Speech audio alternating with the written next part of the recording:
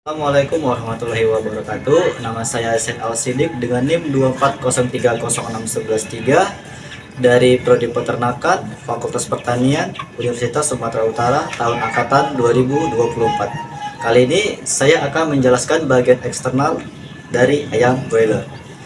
Ayam broiler dengan klasifikasi ilmiahnya yaitu Kerajaan Animalia, filumnya Chordata, kelasnya Aves, dan ordonya Galliformiae dengan famili Phasianidae dengan genusnya Gallus, spesiesnya Gallus domesticus, dan subspesiesnya Nornites. Yang bagian pertama ada caputnya yaitu kepala, yaitu yang terdiri dari rostrum, paruhnya yang merupakan mulut pada unggas dan disusun oleh maksila rahang atas dan mandibula dengan rahang bawahnya. Yang ketiga dengan cavum oris yaitu rongga mulut. Yang keempat yaitu nares anteriores yaitu lubang hidung yang berjumlah sepasang. Dan yang kelima cera atau jengger merupakan tonjolan kulit lunak pada pangkal rostrum. Organus visus yaitu indera penglihatan dikelilingi oleh kulit yang berbulu berjumlah sepasang dan memiliki dua kelopak mata yang dapat digerakkan. Yang berikutnya adalah cervix atau leher berbentuk panjang dan fleksibel yang menghubungkan caput daerah kepala dengan trunkus atau badan. Yang kedelapan ada trunkus atau badan yang terdapat bulu yang tebal, yaitu bulu itu terdiri dari plumae, bulu penutup tubuh bagian luar yang juga membentuk tubuh dari unggas, yang termasuk tipe plumae adalah bulu sayap dan ekornya. Bagian plumae antara lain kalamus, tangkai bulu yang melekat pada folikel kulit, racis, lanjutan dari kalamus, dan merupakan penyokong vexillum. Yang berikutnya ada vexillum, yaitu bendera bulu yang terdapat kanan kiri racis. Plumulae terdapat pada burung yang masih muda atau burung kecil yang sedang mengeram, yang berguna untuk mengurangi hilangnya panas dalam tubuh mereka. Memiliki kalamus yang pendek, racis mereduksi dan berbagai panjang dan fleksibel, sedangkan barbulae-nya pendek. Dan berikutnya ada Phyloplumae, mempunyai bentuk seperti rambut dengan tangkai bulu yang panjang dan ujungnya terdapat barbae dan berbulae. Tipe ini tumbuh merata tetapi sangat jarang. Menurut letaknya, bulu unggas dibedakan menjadi beberapa bagian, yaitu tactrices, bulu yang menutupi badan, dan rectrices, bulu yang terdapat pada pangkal ekor, dan remiges, bulu pada sayap ayam, dan parapterum, bulu yang menutupi daerah bahu, alaspuria, bulu kecil yang menempel pada ibu jari. Dan yang kedua itu ada extremitas posterior. Yang kesembilan yaitu extremitas anterior, memiliki sayap yang berjumlah sepasang yang disokong oleh tulang-tulang. Yang ke-10 ekstremitas posterior terdiri atas ruang pertama dan kedua dan terdapat siang. Dan yang terakhir adalah caudal atau ekor, yang dimana pada bagian ini terdapat kloaka. Demikian bagian interior pada ayam. Kali ini saya akan membahas tentang eksternal pada kelinci.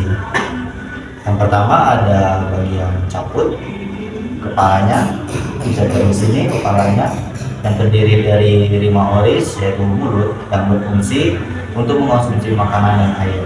Mulutnya dia di depan. Selanjutnya ada vibrissae kumis yang berfungsi untuk merasakan lingkungan sekitar dan membantu navigasi. Bisa dilihat kumisnya dekat hidung. Yang ketiga ada nares externus, yaitu lubang hidung bagian luar yang berfungsi untuk bernafas dan mencium aroma. Lubang hidungnya terdapat di bagian di atas mulut. Dan yang kedua ada organ visus, yaitu organ penglihatan yang terdiri dari bulbus oculi, yaitu bola mata. Bisa lihat di sini bola matanya, yang terdiri dari kornea melindungi mata dan membiaskan cahaya.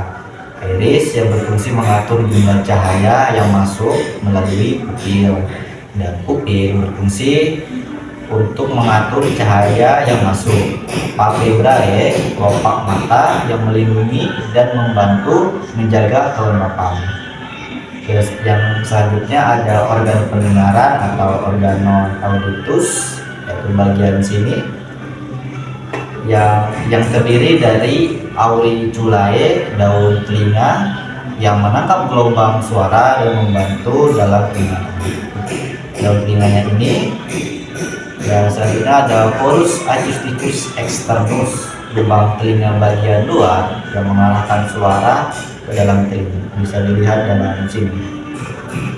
Dan yang selanjutnya ada truncus atau badan yang pertama terdiri dari toraks atau dada, melindungi organ vital jantung dan paru-paru, bisa dilihat di sini bagian dada.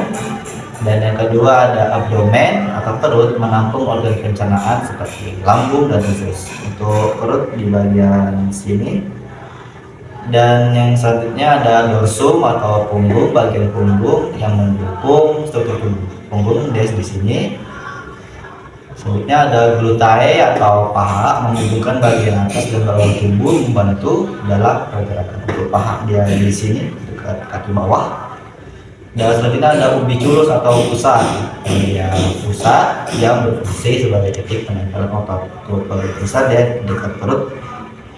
Dan selanjutnya ada mamae atau payudara yang berfungsi untuk menyusui anaknya pada kelinci betina. Untuk mamae dia bisa dilihat di bagian perut sini yang tertutup bulu.